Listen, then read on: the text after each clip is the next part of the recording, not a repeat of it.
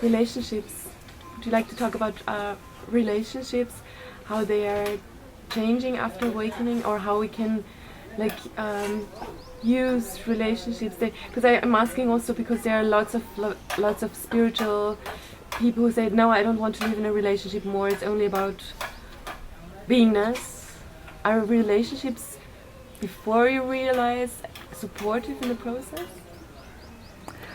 Whatever is in your life can be used to learn about what you are and not. To really see who you think you are, to see what buttons can be pressed.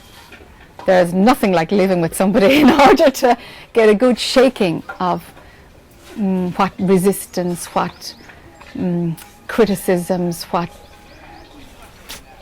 the pull to defend oneself is such a potent tank of fuel for the ego. Even that alone in a relationship, just not to defend yourself at all.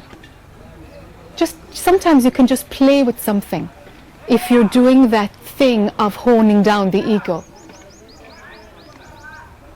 But if it makes sense to you, then it only works for you. It's not that the same thing will work for everybody, it won't. For somebody else, working in a relationship to serve the other is their greatest way to learn. Because it means that whatever I'm desiring, drop it, drop it, drop it.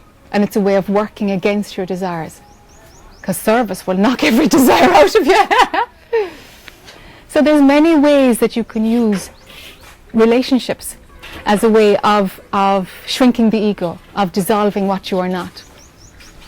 But why not go the direct path and place your attention at the source of the next thought and forget about it all? There's that too, do you know? It's always there. It's like we can talk about, playing around as if the spiritual path is a road that has to be walked. It doesn't. It's just another I story, and it's no more valuable than any other I story that's running.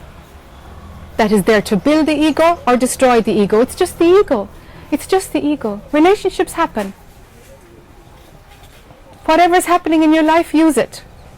But to want something that you don't have, to push away something that you do have, is suffering. There are thoughts that can just be dropped. That's real suffering.